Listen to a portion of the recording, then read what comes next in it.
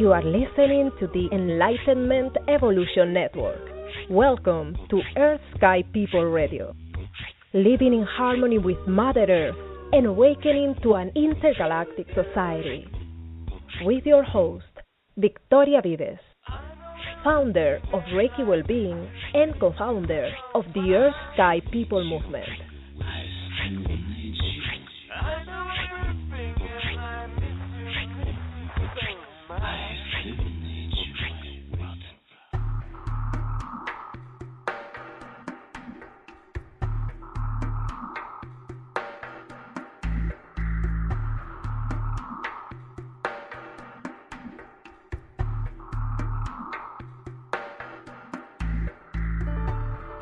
Any opinions expressed in Earth Sky People Radio do not necessarily reflect the opinions of the Enlightenment Evolution Network.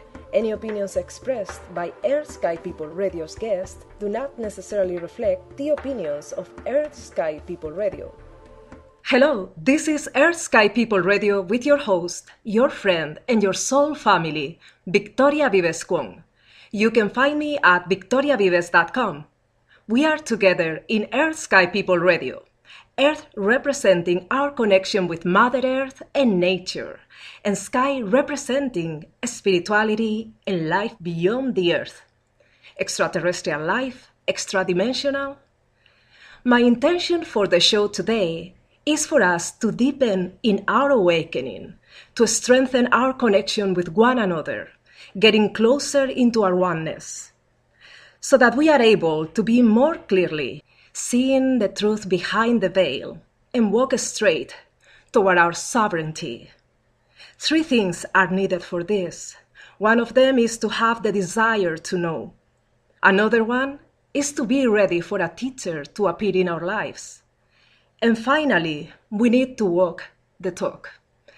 When I think of our guest today, well, he definitely has been walking the talk, and he certainly has the thirst for knowledge.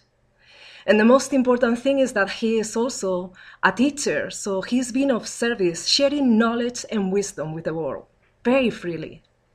He can speak about anything from syncretism to theology to sovereignty to astrology to breaking fictions. Our guest today is Santos BONACCI. Santos, it is an honor to have you here with us today. Welcome to Earth Sky People Radio. Yeah, thanks, Victoria. It's a pleasure to be here. Thank you kindly. Thank you so much. I would love to know how your journey started, because all this knowledge that you have been gathering, I mean, not everybody is looking for this information. The information is out there, but having the desire to research and to learn it and to share it as well, that is something else. So I would love for you to share, how did this start?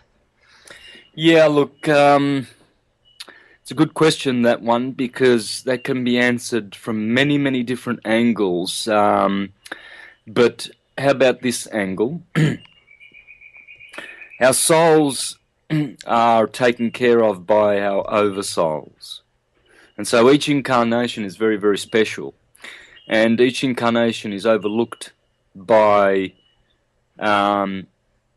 oversoul entities called angels, angles, whatever you want to call them. You know, I mean, we have much protection and care from the higher realms, because we were created from the higher realms. So I suppose if I can give you a very, very deep and profound explanation as to why I'm doing what I'm doing, and the same applies to you and the listeners, you know, this applies to everybody. But, you know, my soul was always inclined towards languages, music, history, making sense, real sense out of things that seem to confuse. There's always, cognitive dissonance when it comes to the subject of history, religion, politics. There's always distortions, you know. So I've always been looking for the truth to to get away from the distortions. And I've done that through my loves since I was a child. I've always been into theology because I was raised a Jehovah's Witness, so I wanted to know about God. I've always been a linguist because I was brought up on Italian and English, bilingual from day one. And I've always been a musician, started playing the guitar at the age of 9.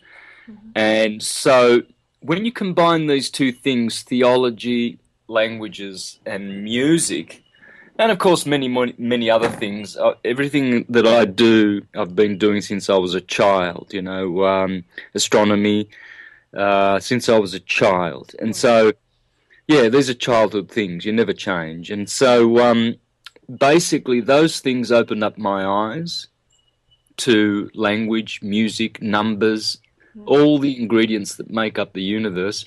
And so I guess I paid attention. I didn't think I was paying attention because, I just didn't see it as paying attention. But now I realize the secret to everything is to pay attention. Store things as you learn them, store them in your heart. Create a foundation, a basis of knowledge which is reliable, and, archive information in the right files, just like a computer. Some people are very messy with their computers, right? There's icons all over the desktop, there's files everywhere. Yeah, as much as possible, I like to keep everything orderly, and so the mind should be the same, the brain, I should say. And the mind, because they are analogues of each other, really. So, that's my story. Everything I'm doing now, I've always done, and so nothing has changed. And all I say to people is, if I can do it, you can do it. Just pay attention. It's all there. I'm pointing to truths and evidences and proofs that are there. I'm not inventing anything new. I'm not the creator of anything new. I'm not promoting anything of my own thinking, opinions, or beliefs. This is all knowledge that is known and can be known. Wow, amazing. And still, it is not so easy to really realize about how deep our lives can go when we pay attention on those details. So I feel that is one of the big things, to really be out there as you are doing, sharing information until somebody feels that click and realizes how important it is to pay attention and be aware every day of our lives. When we are speaking, the words that we use, when we are thinking, the thoughts that we have, I feel that it really takes a lot of focus, not just the wisdom. So I feel that you're truly doing it. And I've been watching your videos, including the videos that you have when you had this problem in court. That was really amazing, how you were able to put everything together, not just the law, natural law, but also the spiritual aspect of it, being respectful, but still making sure that your rights are honored. So I feel that is very powerful. I feel that because of our system, we don't always express our rights, or we don't feel that we have those rights. Is that something that you have always understood? Not understood, no. Understanding has been a struggle for me. When it comes to rights and law, that part was much more of a struggle than the language, the music, and the syncretism, astrology, astrotheology part. Why? Because probably because of severe indoctrination. First of all, school. So I had school, and secondly, I had religion. The Jehovah's Witnesses. Now, the Jehovah's Witnesses were really good at telling you have no rights. Wow. You must obey the governments because God put them there, and until such time as God's kingdom comes to fix all these problems, we just have to listen to that old government because God has a controversy with Satan. Until that's sorted out, we have to be submissive to these. And so this was a big thing for me to understand. Finally, when I just got it, and I would have to say I've only really just got it in the last 6 months, to be honest. Wow. Yeah, well, if I had have got it a year ago in January, the 21st of January last year, when I went to jail for 9 days, if I had have really known what I was preaching, because I was preaching sovereignty then for at least 5 or 6 years. Okay, so I woke up in 2007. Huh. When I say woke up, I mean I finally understood the whole. I've been preaching all my life as a Jehovah's Witness that governments were corrupt and that, you know, and conspiracies. They are great conspiracy people, you know. But wake up is a different thing. I consider wake up to be totally emptied of your lower mind desires and temptations and stupidities and vanities, and now you are inheriting your real inheritance, which is spiritual, which is all wisdom, all knowing, all freedom. That's what I mean. That happened for me in 2007. Okay, Wow. and yeah. And so I wouldn't have gone to jail for 9 days if I had known what I know now. What I know now is that there is no entity outside of you that has authority over you. Right. Number one, you are the supreme authority.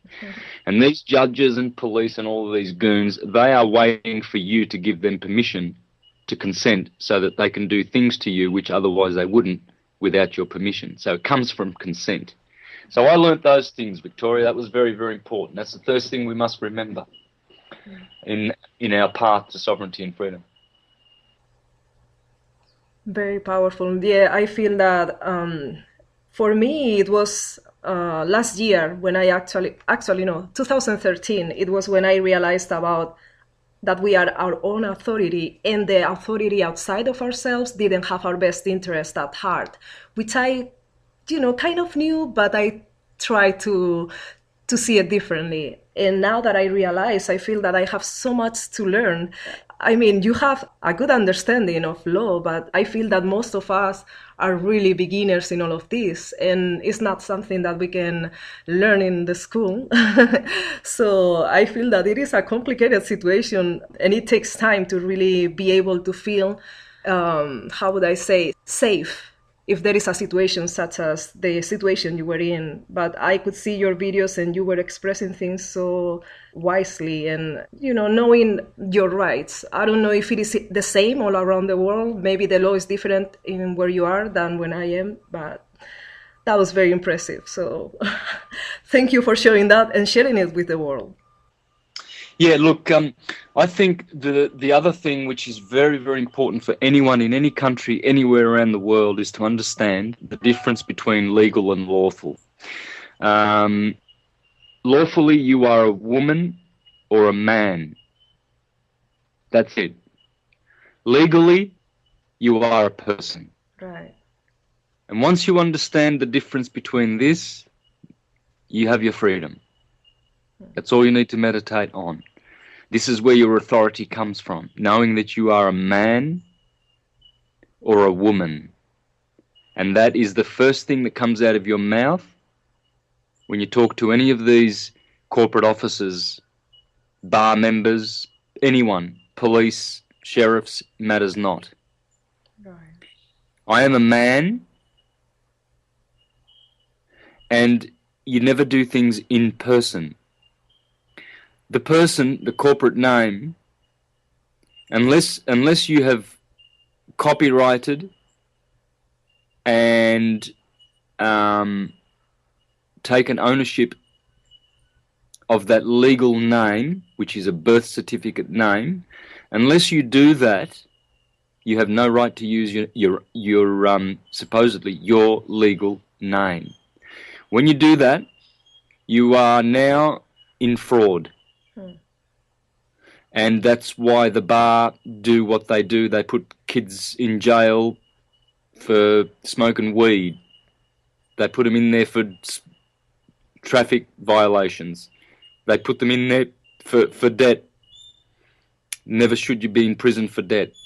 And yet they're going in for debt because they are going in person. They have consented to be that person. They actually told the judge that they were the person. Yes, Your Honour, I am Santo BONACCI, is what they say when they go to court. They tell them, yes, that's me. Well, it's not your name. You don't have copyright legal ownership. They do. And so it's fraud.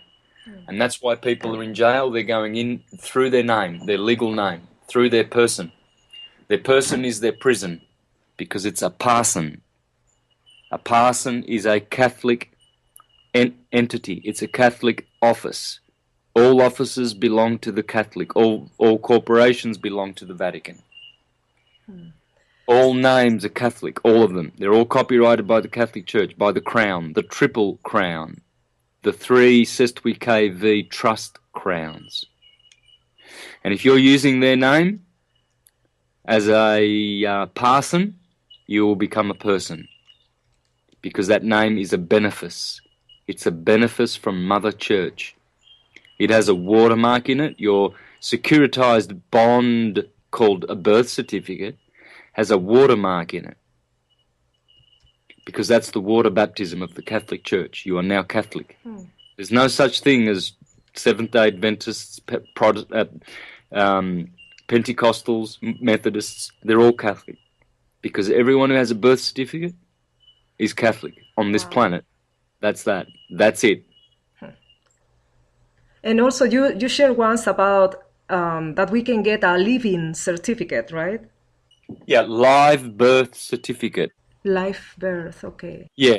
I gotta look into that.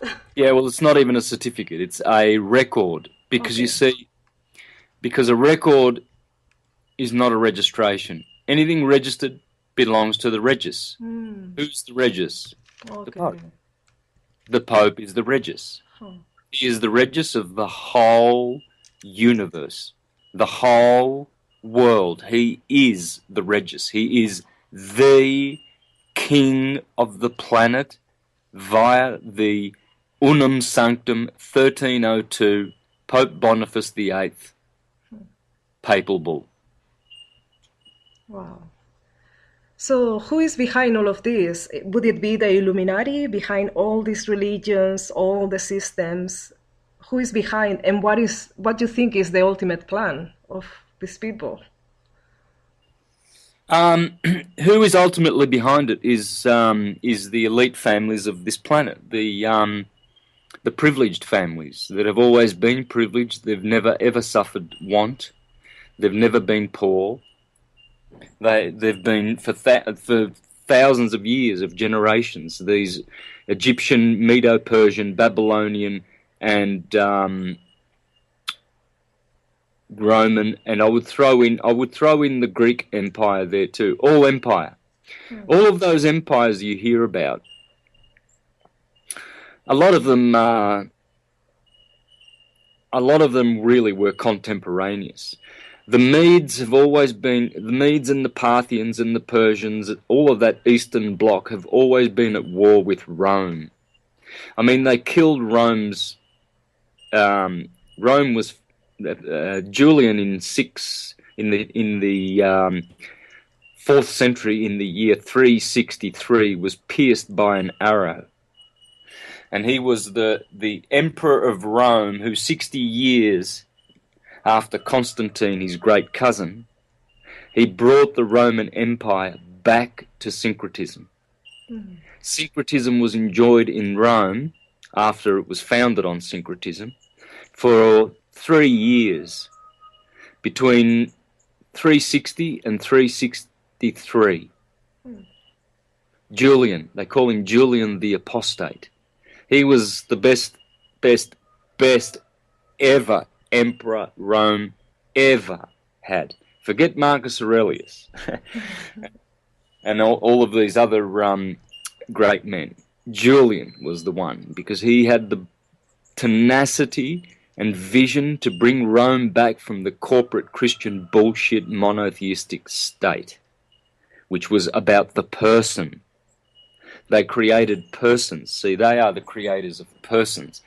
And the elite families, the Constantines, the Julians, Flavians, the Antonines, you know, the Pisol family, these days they're called Orsini, Farnese, de Medici. See, look at the word Medici. That's the Medes.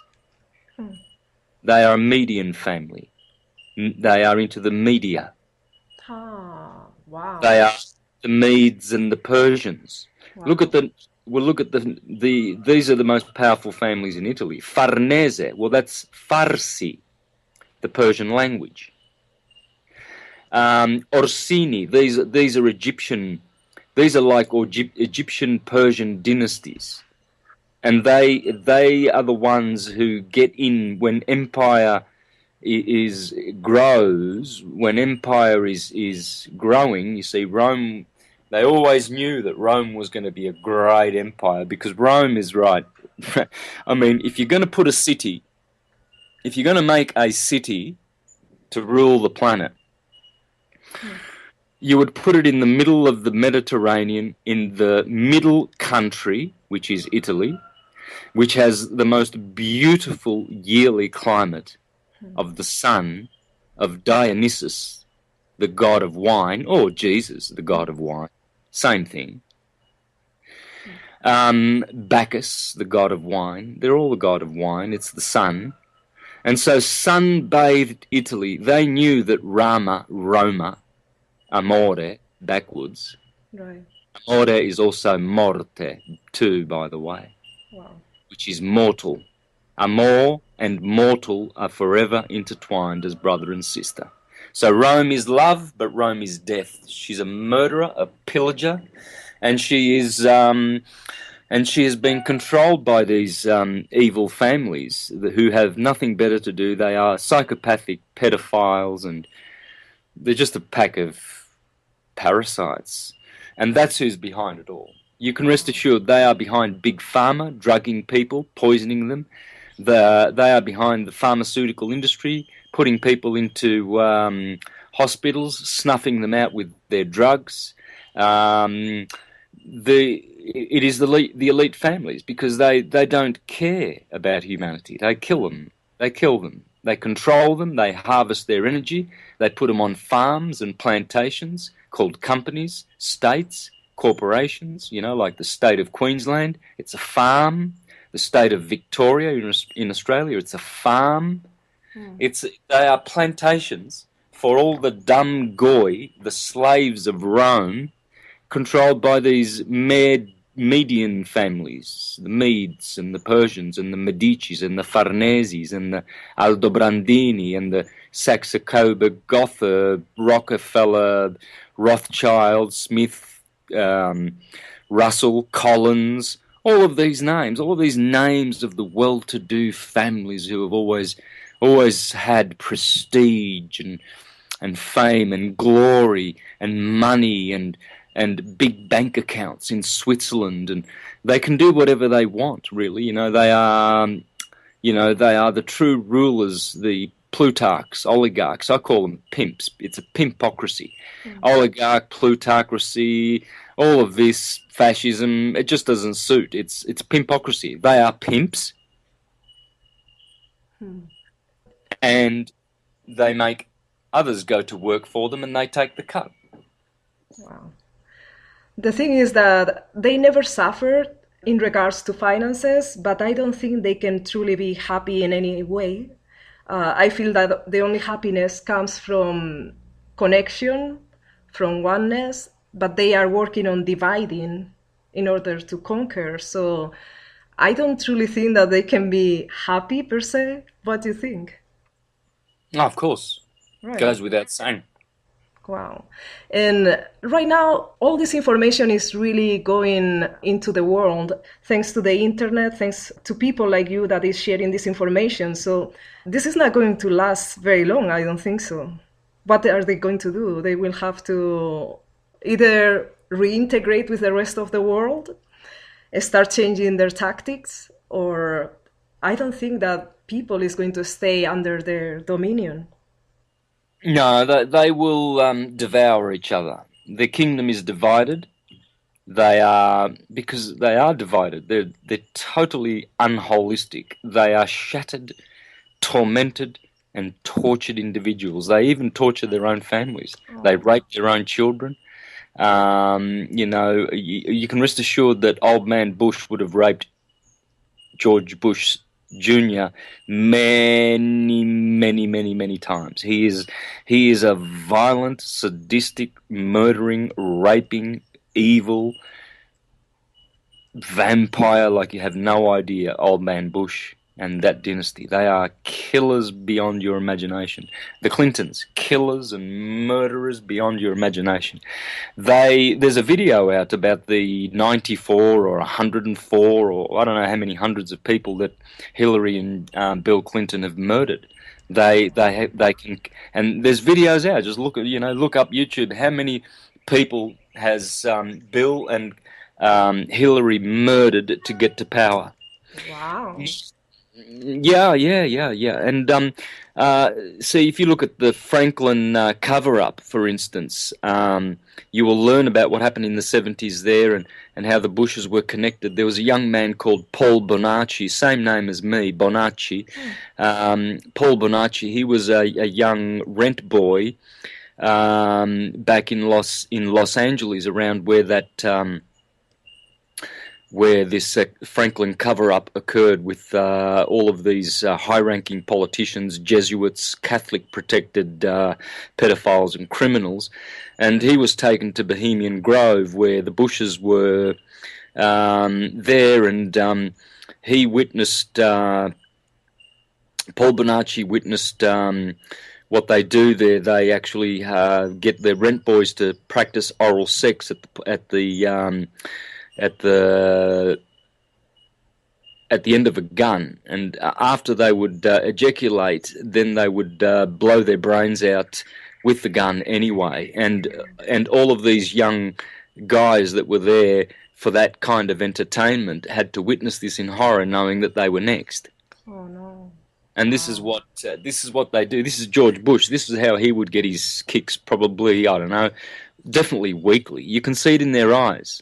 People, we need to wake up. We really, really need to wake up and make these people absolutely accountable, because their kingdom has been defeated. It's over. It's all over. Their kingdom has been defeated because they are evil and they're destroying themselves. Their kingdom will fall, and truth will prosper. Love will prosper. Omnia veritas. It will never be defeated. And they will have to be either rehabilitated into society where they can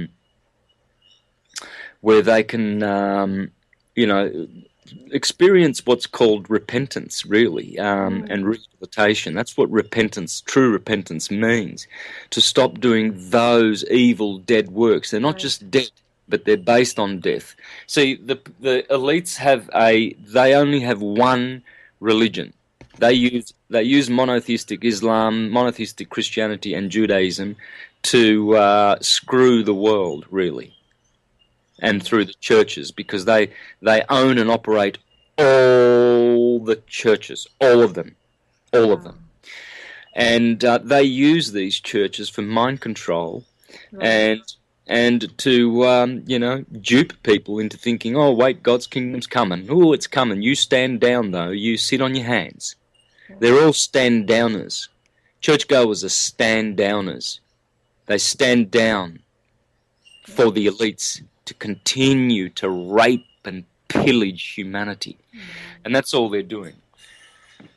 I love what you shared about rehabilitation and repentance. I feel that it is important for us as spiritually aware people to have compassion, not condone, of course, not condone anything that has been done, but be able to give some kind of forgiveness or second chance, and for those people to finally reintegrate into oneness, because I feel that we are still part of the same oneness, whether we want it or not. So I feel it's very important what you shared about having them suffer maybe the other side of the coin so that they can realize that what they were doing is not so good. So not as a vengeance, but some kind of, I guess, a spiritual lesson. Yeah, well, you see, we extend love to them. It's different. The way they've treated the rest of humanity, the goy, the Gentiles,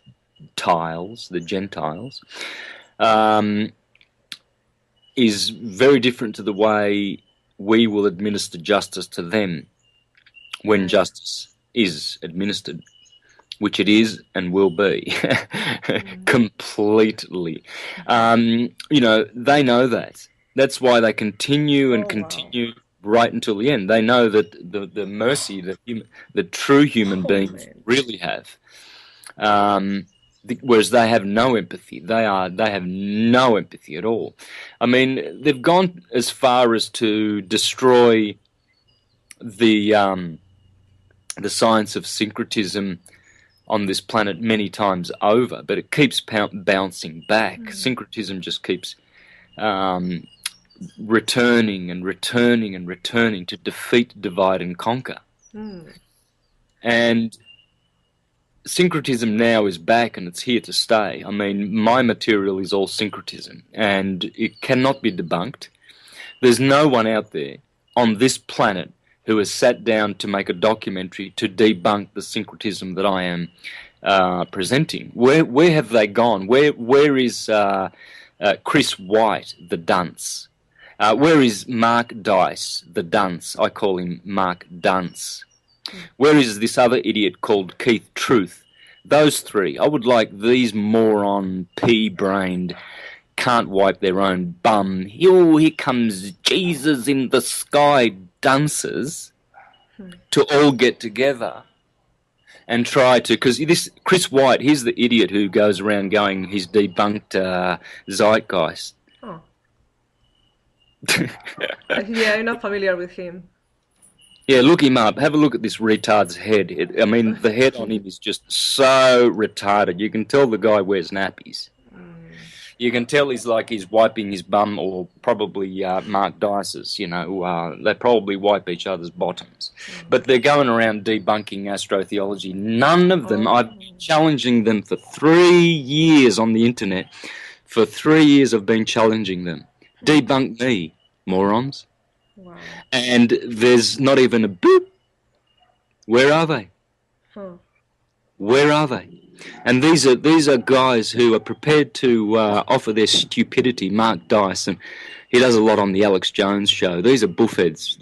In Australia, a buffhead is a man with a fat head, you know, which means his attitude is equally as fat, like George Bush, you know.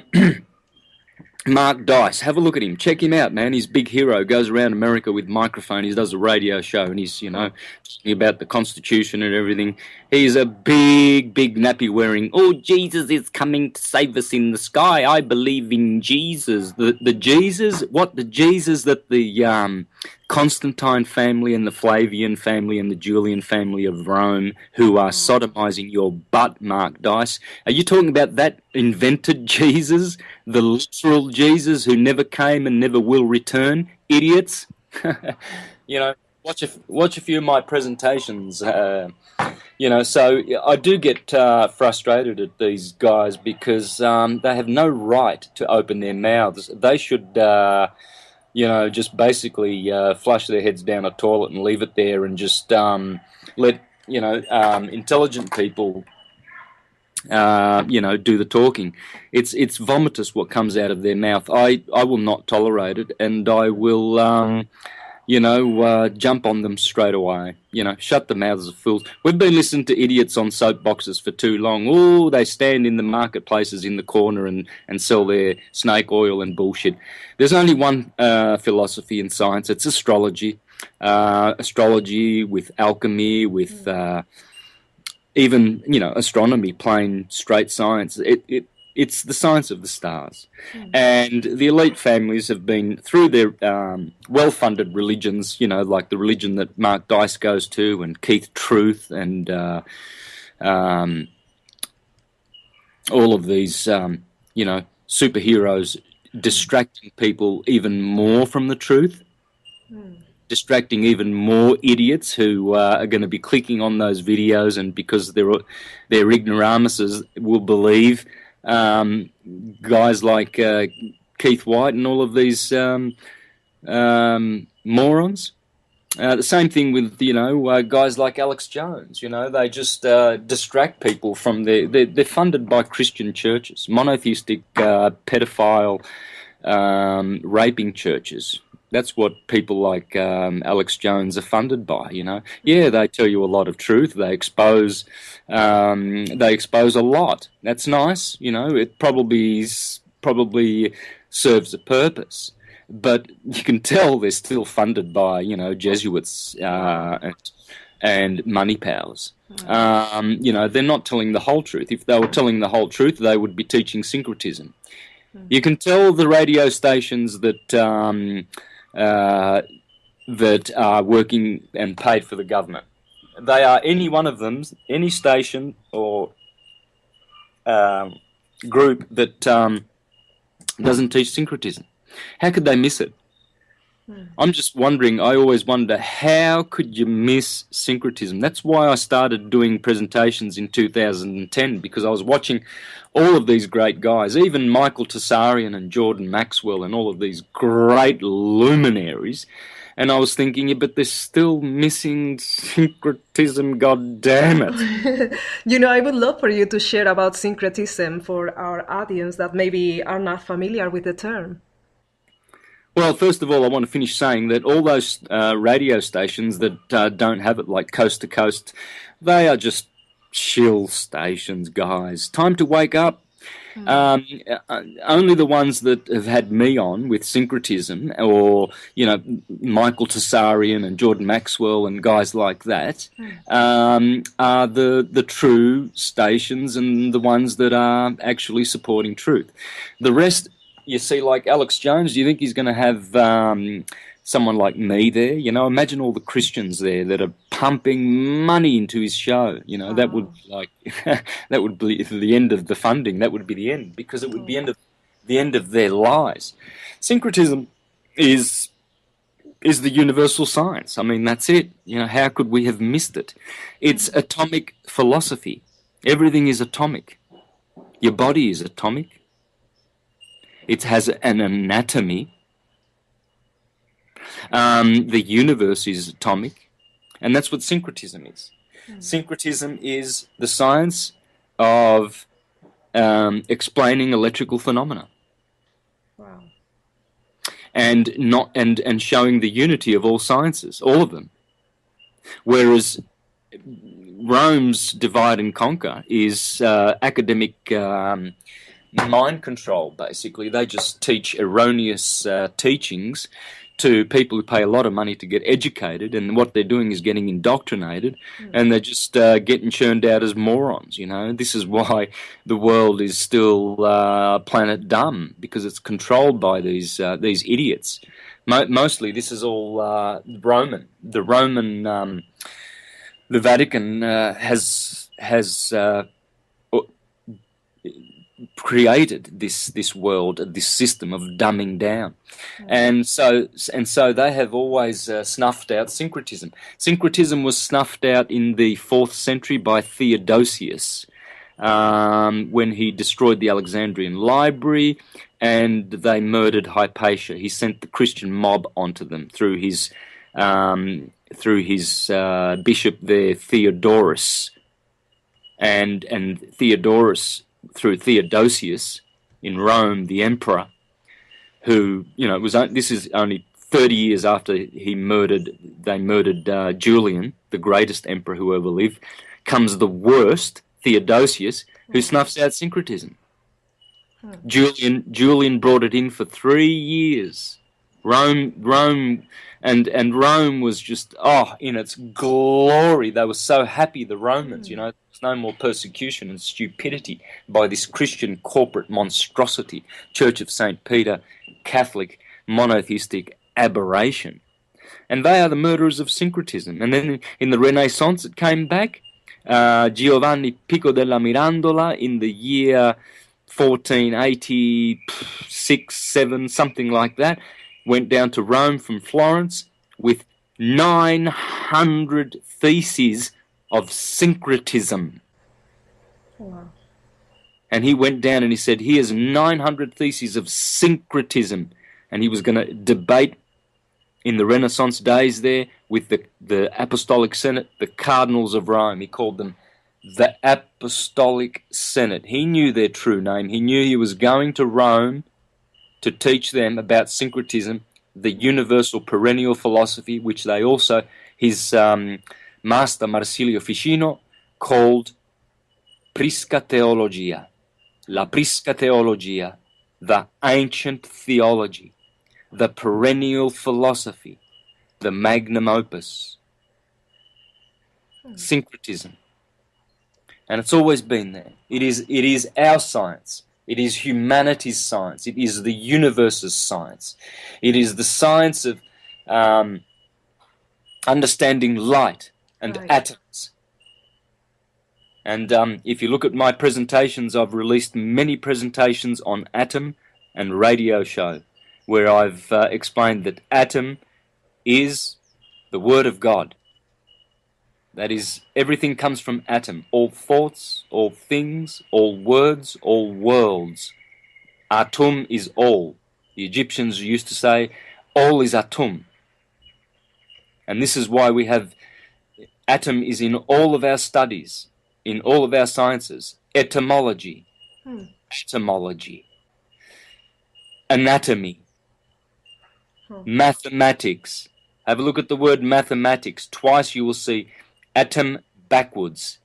You will see anagrams of the word atom. Yes, and so, because why? Well, because all of our sciences come from light, electrical light. Everything is electrical two-forced light that we see in the world, and nothing is not that. Everything. And electricity is the colors red and blue. Red and blue. Whereas magnetism is the still non-vibrating color of white. Wow. And so the whole universe is made of these atoms. And this is what we have inherited. We have inherited an atomic theology. Not just these sciences have the word atom in them, anatomy, etymology. What about botany?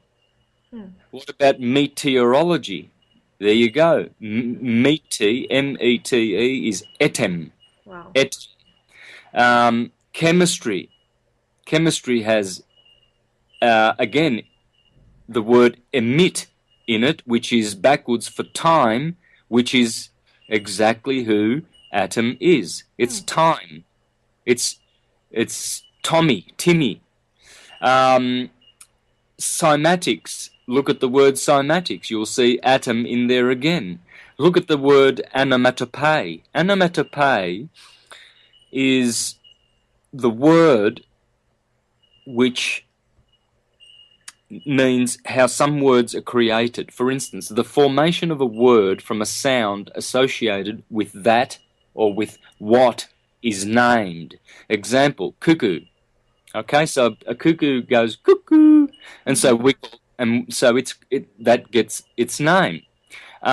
Sizzle.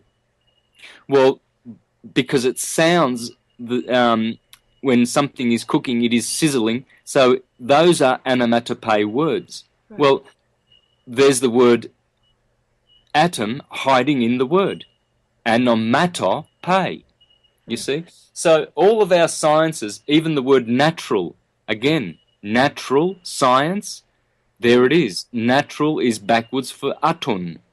So when you understand this mirroring in the image of words, you'll also open your eyes as to how language works, and you will, in particular, you will open your eyes to this word atom, and you'll see it hiding in many words, which prove that all languages and sciences go back to atom and syncretism. And in my presentations, I don't only give examples in English. You know, I mean, I've done syncretism in Italian. You can look online, Santos, BONACCI, Italian syncretism, and there I am in Italy, Tuscany, and in Florence and in Rome doing syncretism. Look up Spanish, and there I am in Ecuador giving presentations in Ecuador in Spanish. Wow. And I've done hundreds and hundreds of Spanish shows with video, with Johnny Guzman from Ecuador on the QLP or Quantum Leap television, YouTube and Facebook channel. And also Johnny Guzman is has been working for nearly 2 years now on a documentary on syncretism in English and in Spanish, and where he's going to hopefully get it translated in many more languages, because tens and tens of people have offered to translate it. But the point is, syncretism, how can it be missed? I'm just astonished that I'm the only individual on the planet at the moment that is teaching syncretism the way I'm doing it, with the ecliptic and with atom, the two keys. I'm just astounded. This should have been dealt with by thousands and thousands of individuals already. Well, in fact, they have, but they haven't labelled it, and they haven't used the ecliptic, the sine wave, you see, because I'm a believer in what Walter Russell said: the secret of creation lies in the wave. And so I don't do presentations without,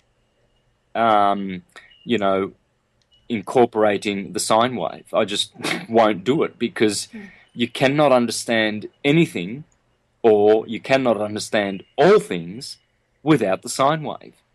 Everything is based on the sine wave. Everything that exists, that comes into time and space. Everything that is temporal and spatial. And look at the word temporal. That's another atomic word. Tem. Atem. That's the name of the Egyptian god, Tem. You see, the Canaanites called Eve Tanit. T-A-N. Tanit. The Greeks called them the Titans. Right. Atlantis. The demons, the ademons. The demigods, the adem gods. The demiurgos, the demiurge. See, why does dem always turn up? Why does it always turn up in the gods? Demeter, Damuzi, Atum, Tammuz, Artemis, which is just the feminine way of saying Atamus, Tammuz, Artemis, or is that Atomus? Atomus. No, it's Artemis, Damuzi, which is, the Persian way of saying Tammuz, which is Thomas, which is the twin force of electricity. You see, so Thomas becomes Domus, becomes Dominus. And who is Jesus? Lord Dominus. So, and in the East they call that one Atman. Again, these are all atom words. Atman, Adam, Atom, Artemis, Diana, Dana, Dione, Adonai, Adonis, Dennis, Denzel, Don, Donna, Woden, Odin, Dionysus, Athena.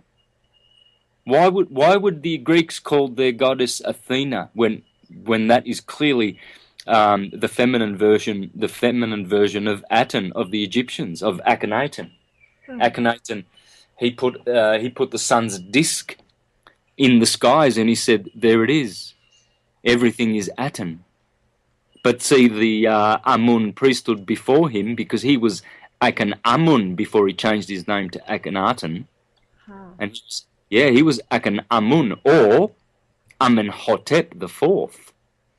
You see, Amen, Amun. And then he said in the 18th dynasty, 3,500 years ago, they say this guy was the first monotheist. What a crock.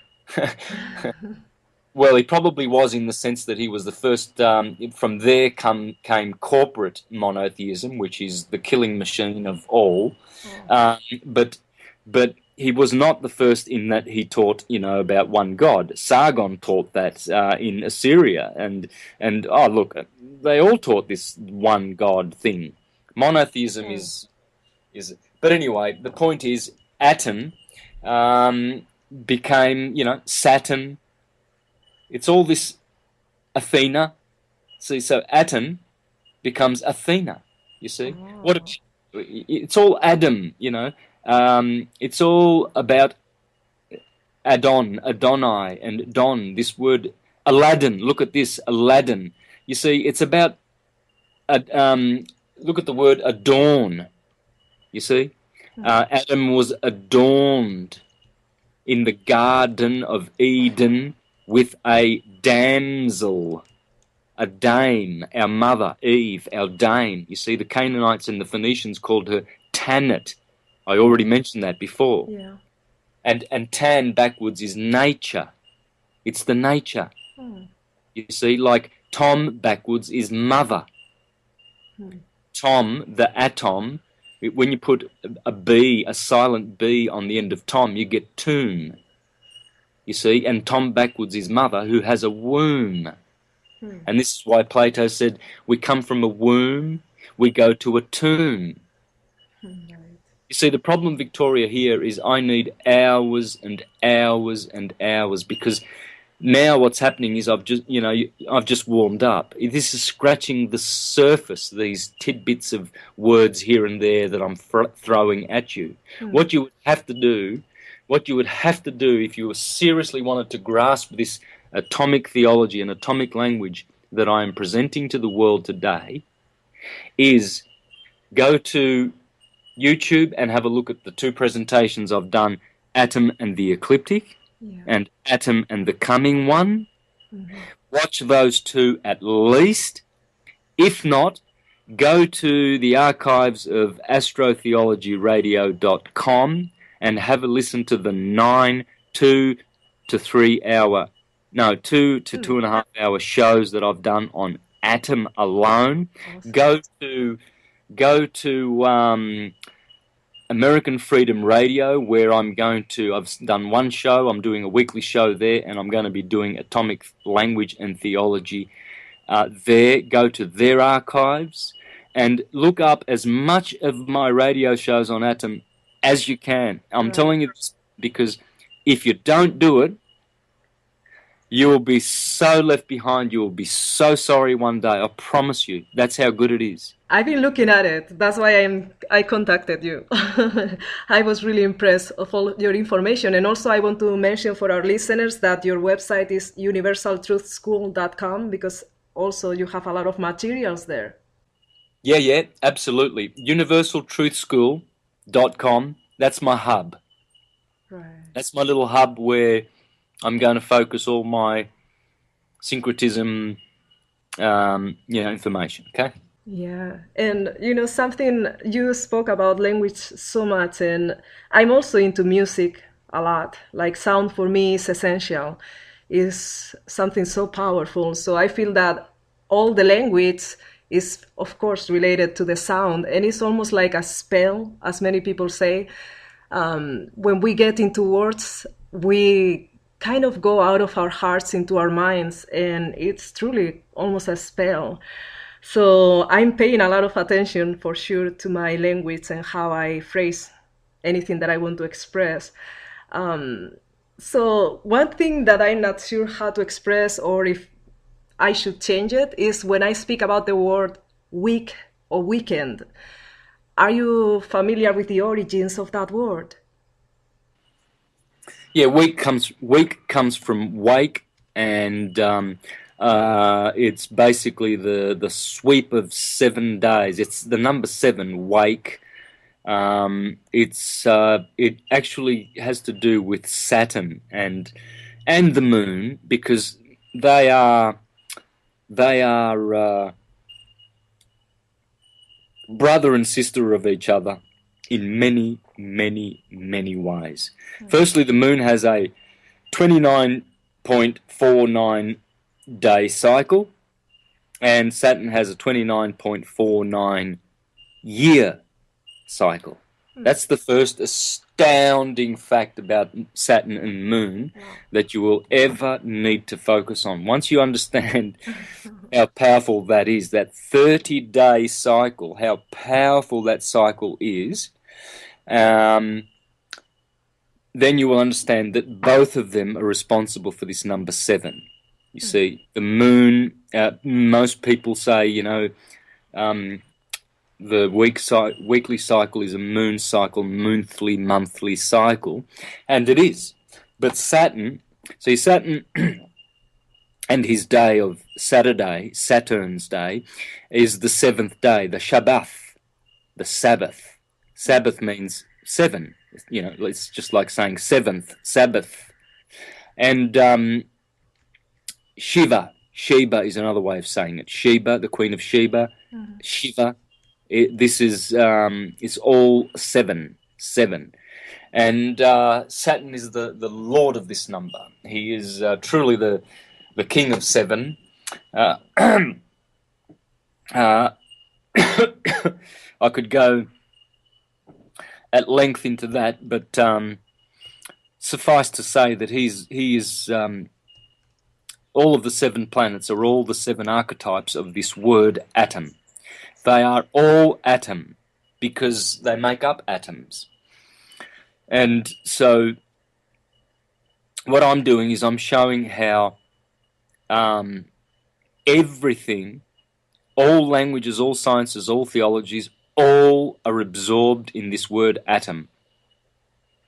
Everything is concerned about atom. There's no other subject. Because, you see, what is an atom? Well, let's have a look at the Greek, the true definition of atom. It means not cuttable, indivisible. So it's a unit, right? So when you take the alpha privative away from atom, you're left with Tom. And Thomas is an Aramaic word which means twin. Didymus, Thomas the Didymus, the twin. And so what I'm contending and teaching and showing and arguing and presenting, all those words, is that Tom is a sound. It's a percussive sound, because I understand languages and I understand consonants and what they do. The function of T and D, which are interchangeable here, is a creative sound of fourness. And those 4 are the 4 states of matter: radiance, gas, liquid, and solid. And T and D are responsible for producing that state of fourness. This is why all of our percussive instruments and sounds have this t, d sound in them. For instance, these are all percussive instruments that I'm going to mention right now. Drums, D-U-M, dum-dum, drums. Every drum kit has tom-toms. In China, a gong is called a tam-tam. In Africa, a drum is called a dun-dun. In Cuba, timbali. In orchestras, cymbal, tambourine. In Italy, timpani. Egypt, dumbek. Africa, djembe. Cuba, tambadora. Tabla in India. how about these percussive instruments? Tuba, trumpet, trombone, bongo, gong. In Japan, a gong is a dora, do. So you see this tom, tam, dun, Right. timbali, tambourine. You're starting to get it, aren't you, right? See, Oh, yeah. it's a sound. What atom is, it's like it could either be a big atom. That's why the Hindus say all is Om, Yes. right? So there was this big sort of in the East, it was Om and Atma and Param Atma, the great soul. And they also had Amitabhi, the Buddhists, and the other Easterners, the Taoists. Amitabhi, Amit, A-M-I-T, time, emit, Amitabha. It's all about time, guys. It's all etymology. You see, when I pointed this out to my wife about the word etymology, she's Japanese, and she's been giving me tens and tens and tens of words with den and ten. Wow. And I'll give you a list in a minute. She's been furnishing me with March Japanese syncretism, and she was just astounded when I explained to her the word etymology. Because it's so clear that if you're looking at the study of the origin of words, and I'm saying atom is the word of God, well then we are studying etymology when we are studying etymology. There's only one science, and it's the science of how the universe is made by language or sound or number, because that's what all great schools teach us. They all teach us that. Right. The Bible teaches that the universe is made by light, let there be light, or sound, because it was the word of God, the logos, the sound that made the universe. But then see in Kabbalah, in the Zohar, they say all is alphabet. It's all gematria. But gematria is the science of letters and numbers. So Pythagoras was correct too when he said all is number. But all I'm doing in syncretism is pointing out to the fact that atom is where you begin your journey. Atom is the beginning of all things. All things is atum. So forget about... we can forget about division in terms of compartmentalizing the sciences. There's no use doing that anymore. It's futile. Because with the evidences that I've given and brought forward, it's obvious that all languages and all sciences are born of this sound, electrical sound, atum, tom, and this is the origin of all words. You know, I mean, I could spend hours and hours right now just giving you atomic words, a list, and prove this, you know. But I've already done it. I know. So. Thank you so much for sharing that, because this is a great introduction for people who wants to look into your videos, that you have a lot of them, very good, very in-depth. So once again, you guys can go to universaltruthschool.com. And something that I would like to also ask you, more in the legal aspect or natural law aspect, is about back of five and promissory notes. I'm very impressed that that is actually something that can work. I saw some videos and I see that this is a possibility that actually can be used, and I really would love to know how it's possible to put that into practice. Well, look, you know, with promissory notes and all of that stuff, this is part of the de jure system of the prepaid de jure national system that was set up. You see, with nations, a nation is a trust, and so, you know, when you're born, your name is recorded, and you are part of that national trust. In America, that's the Republic, the United States of America, which was founded in 1776, thereabouts, yeah? And whereas the United States Corporation in DC, that was founded in 1871, shortly after the Civil War there, okay? And so that one there is... they've created another trust, and that's the that's the takeover of the Republic by the Jesuits and the Catholics. And that's where they have created an artificial for-profit government with a de facto system and trust called KV Trust. And that trust there makes you the trustee, and the government becomes the commercial government becomes the beneficiary. And so whatever you do, you must learn how to use the de jure side, because when you're using promissory notes and things like that, any crossing of jurisdiction by using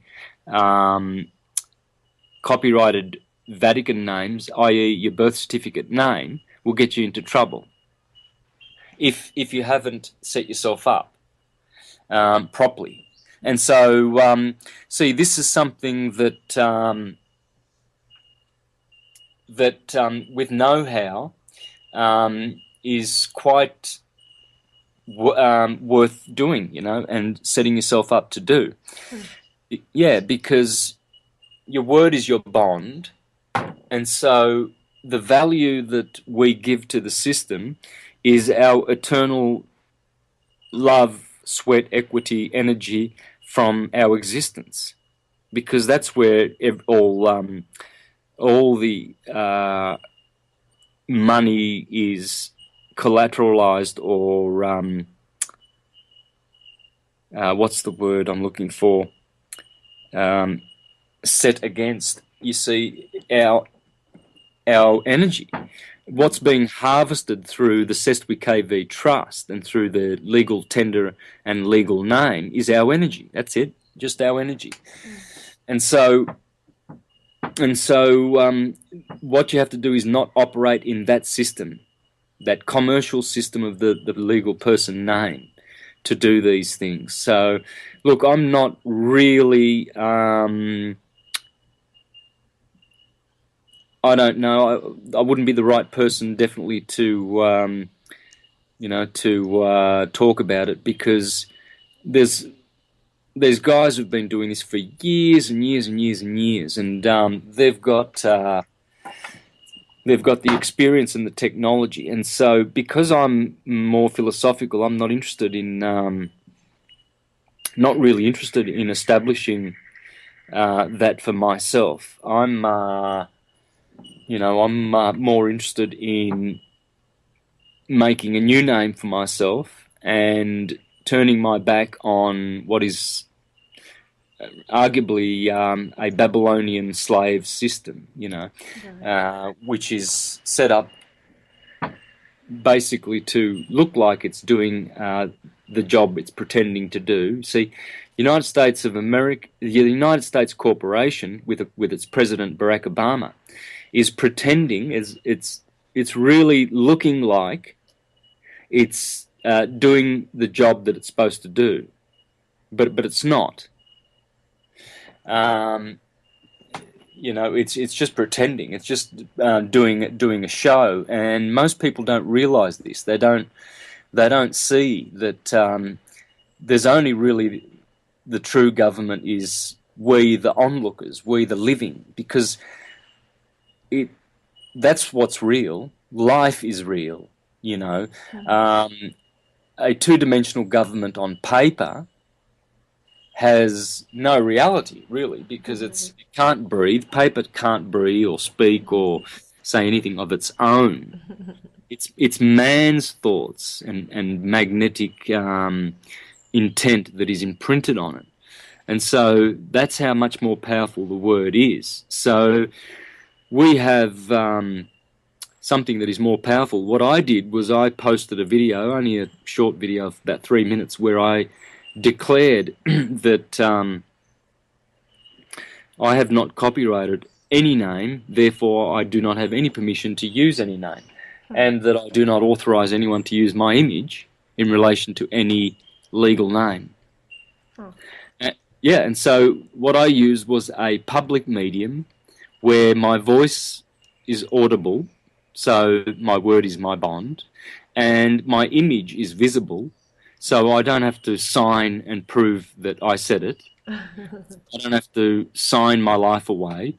I just made the public declaration for the universe forever to know, and I think we have the greatest means now to do everything we need to do via this public means that we have.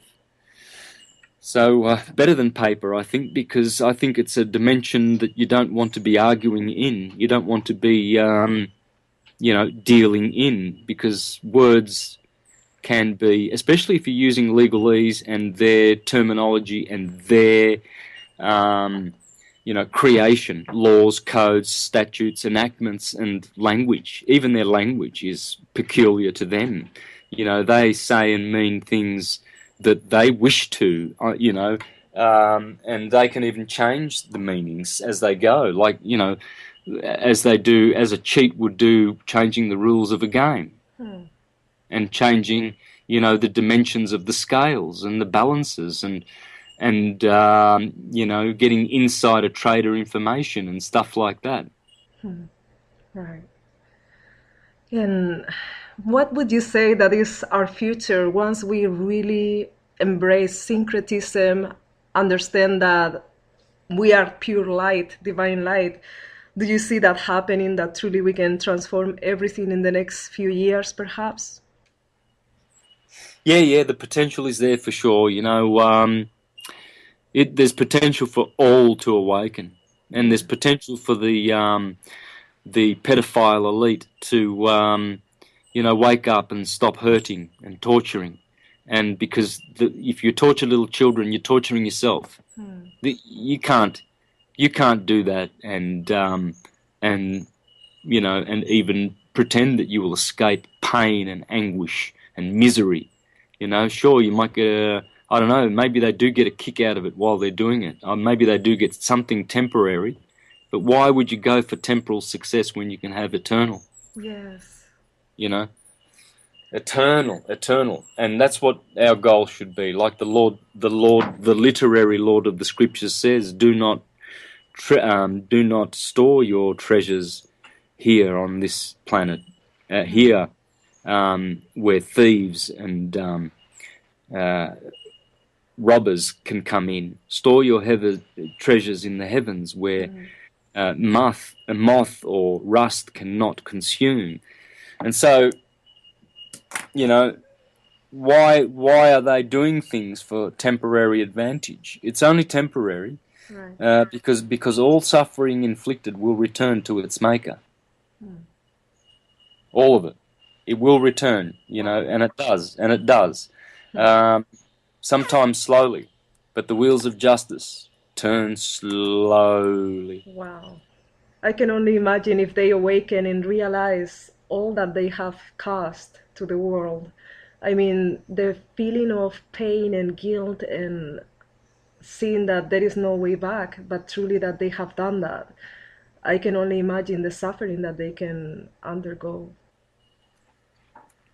Well, it gets piled up somewhere. It does pile up somewhere. See, it's like with fatty foods and junk food. You will the rubbish.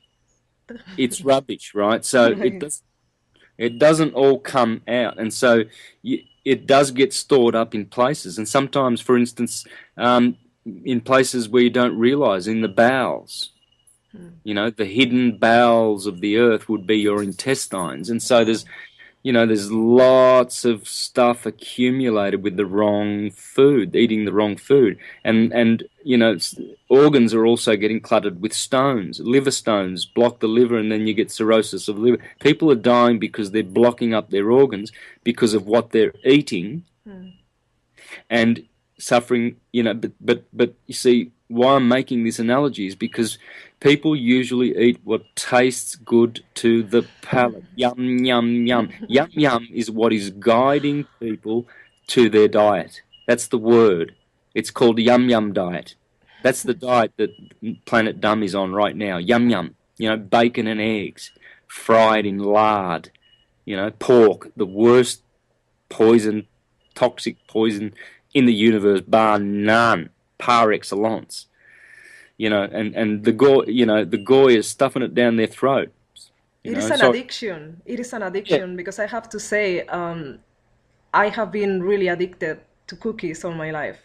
I lately have realized about this, but it's something that is obviously intended to do in our society, that we have a certain level of addiction to sugars, which are in all our processed foods. So unless we awaken to that reality and start taking care of our diets and not use, as you say, the yum yum yum yum diet, we cannot really survive, we can survive but not thrive. Yeah, so the analogy is those who are ruled by a yum-yum diet, well, you can see it in their physique, and you can see it in the fact that they've got a nice tombstone at the age of 36 because they had too much diabetes and overweight, obesity, and arthritis, heart disease, liver cirrhosis, cancer, and everything else because of their food. Well, this is what the killing machine, the elite, are doing to themselves, because every time they kill and murder and plunder, it gets stored away karmically somewhere for them at a later time. And that's what, the cirrhosis of the liver is to the physical organism. This is what what will happen in the spiritual world. There will be diseases awaiting them, you see, because just as the diseases cause the destruction of physical bodies, so there are spiritual diseases which cause the destruction of souls, and they are destroying their own souls, really. So we're only going to be helping them if we make a stand against them. We are only going to be helping them. Wow, that's powerful. That's powerful. It is, because it's true. All truth is so powerful. I'm so glad also that you are saying this. I do my best to bring harmony, and I don't like to just talk bad about people, even if they are terrible people. But I like to see how we can reintegrate back into oneness and really create a possibility for that. So I appreciate that you're sharing that. Yeah, look, I would love for organisations like the Bar to come out and publicly make a statement to the world that they will never, ever, ever intimidate any living man or woman to commit fraudulent joinder to their Crown-owned, copyrighted, legal names. And I would love for the Vatican to come out and say, please, we're going to stand as a brotherhood united in arms, and we're going to pray in Vatican Square for world peace and for everyone to put down their arms. And we're going to tell all of the organisations that we command and control to cease all evil things now. I would love for that to take place, That's going to be hard. Yeah, it'd be great to embrace these guys as truly, truly repentant and truly forgiven, and come together in the arms of all brothers and live in a paradise abundantly and freely and happy, and no one should ever have to fear again, ever. Right. It is going to be a tough thing, but I think that exposing these things and helping people returning to their own authority, that is going to be enough so that we put them in a situation that they cannot continue doing that. And it's not going to be their choice, but they are not going to have a choice. So I think that's the only way right now.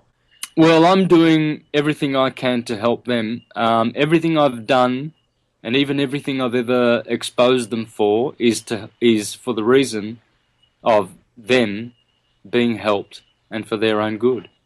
So they can never judge my intent, whether I criticize them or whatever I do. As I expose the Vatican, as I expose all these lying, murdering organizations, the intent they will never judge that as evil, because I've put my intent in behind as to why I do that. And first and foremostly, I would be reaching out to all entities, to put down all arms and embrace one another. So, that's my intent.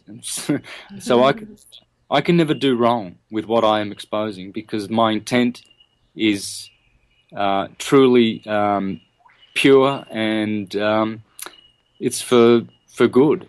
Now, they do say that the highway to hell is paved with good intentions. Well, so that shows that intention, whilst it is very, very important, well, it is important because you can even do things with wrong intent. And this is why the scriptures speak about the importance of intent, because you can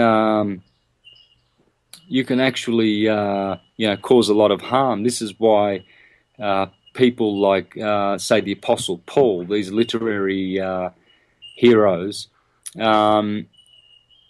were blindly persecuting, and in one part of their life, and then all of a sudden they turn around and realize that they were just persecuting themselves. Wow. You see?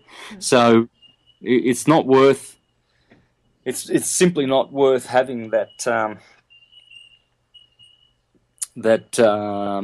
amount of ignorance, of being indoctrinated like churches, and going and killing in the name of churches. You can imagine how many terrorized indigenous people there were when those ships came with all those crosses on them, the Santa Maria, and the Columbus Corporation. Right. Columbus was a corporation, by the way.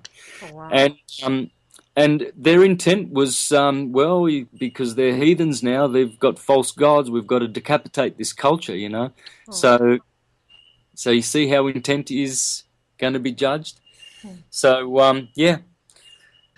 Well, Santos, thank you so much for all your sharing. And if you have any other thing, any message that you would like to share to complete this interview, it is all it's all yours, the microphone, to share anything that you would like to complete this interview. Yeah, well, look, Victoria, I would say to people to really